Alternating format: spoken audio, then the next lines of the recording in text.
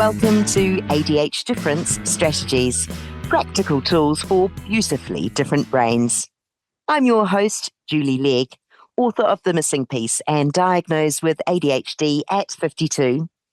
This is a companion to our main podcast, ADHDifference, where we explore lived experiences of ADHD. But here in Strategies, we focus on what works, how to make it stick, and the science behind it all. All right, let's talk about something we don't always associate with ADHD, and that's self-care. For Leonie-Ruth Acland, you might remember from an earlier ADHDifference episode, self-care isn't a luxury or a last resort. It's a daily practice to keep her grounded and calm.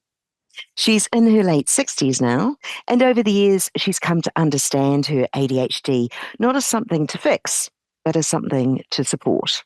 And the way she does that, through daily rituals. She said, I've learned what nourishes me, what keeps me steady, and I do those things every day. And honestly, that's the strategy. Ritualize the things that help. So you're not relying on memory or motivation or sheer willpower to carry you through the day. Now, if you have ADHD, you'll know that our brains are wired to chase stimulation. We thrive on novelty and excitement and movement, but that can also leave us feeling scattered, ungrounded, and for many of us, dysregulated. Especially for those who have been diagnosed later in life, there's often this deep history of pushing through, of masking, of trying to be more, and that takes its toll.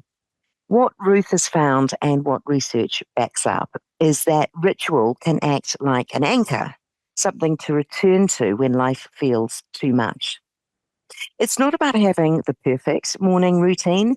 It's about doing things that soothes your system every day on purpose, slowly, intentionally, kindly. And that is what makes the difference.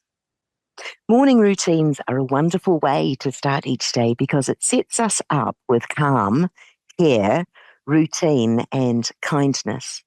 But rituals can also be helpful at any time of the day. You can lean into self-care rituals during moments of stress, fatigue, or overwhelm. When everything is spiraling, when life feels heavy, whether it be grief, loss, or uncertainty, or when perfectionism creeps in. Come back to a soothing routine you know will help ground you. Make a cup of tea, put your feet on the ground, focus on something familiar and repetitive. The more your self-care ritual is embedded into your daily life, the more familiar the practice will be. And remember, there is no one-size-fits-all self-care ritual. Find out what works for you, what grounds you, what your body knows it needs with intention and care. So how do you actually make this part of your life? Let's hear from Ruth. So for me, I have a very strong morning and evening routine, which grounds me. I also have a strong concept of Ayurvedic lifestyle medicine, which is the ancient Indian practice, and it's basically a sister science to yoga. So I do those two things. So a strong daily routine and a morning routine is part of that. So I get up, and this morning I had a cold shower. I do dry brushing. I had a cold shower, and I do a whole body massage with sesame oil, which is called Abhyanga, the massaging, and that nourishes the body and also is very grounding, which I find being HD, I need to be grounded. There's just so much flightiness in me. So yeah, just really grounding myself. And there's more to Ruth's morning routine, but that gives you an insight into how her day begins, at least. You may not want to adopt Ruth's practices to the T, but the key is to make it sensory and personal. There's no script. Start where you are. For many, a morning routine is important. It could be anything intentional that wakes your body and says, I'm caring for you. Instead of launching into your to-do list, start with something grounding. Cold water on your face, a stretch, soft light, or let your body guide you. Yes, it may mean turning off social media for the first few hours of the day. Opt to spend time doing things that nourish your mind and body, be it eating a healthy breakfast, or listening to an interesting podcast, or reading something that feeds your passion or interest. Gentle exercise can also help. Micro meditations are great. A 5-minute breath work, a hand on your heart, gentle stretching, a mantra that reminds you, I'm safe, I'm steady, I can slow down.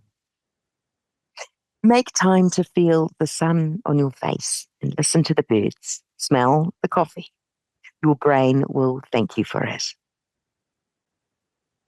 As far as the science behind it, let's take a moment to look at why this actually works from a brain and body perspective.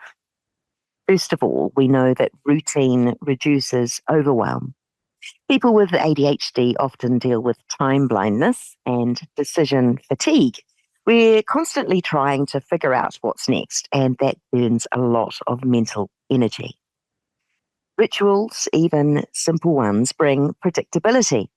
They create a sense of safety and structure, which helps regulate attention and reduces stress. Research tells us that. Secondly, sensory grounding activates the vagus nerve. Cold water, touch, movement, all of these things help shift us from fight or flight into rest and digest. This comes from the polyvagal theory, which explains how our nervous system responds to safety cues. A barefoot walk in the garden or a warm oil massage. These aren't indulgences, they're regulating. Thirdly, mindfulness matters. Even short daily meditations have been shown to increase grey matter in areas of the brain related to attention and emotional regulation. And again, we're not talking about sitting for an hour in silence. Even 5 minutes can make a difference. Then there's nature.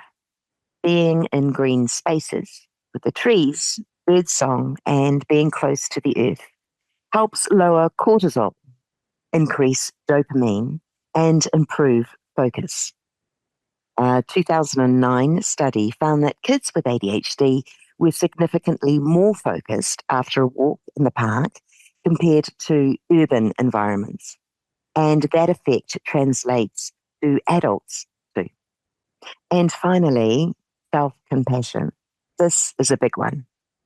Practicing kindness towards yourself, especially on the days you fall off your routine, builds emotional resilience. It helps us shift out of shame and back into motivation. Because this isn't about getting it right, it's about coming back to what helps. Whether you're 28 or 68, your rituals matter.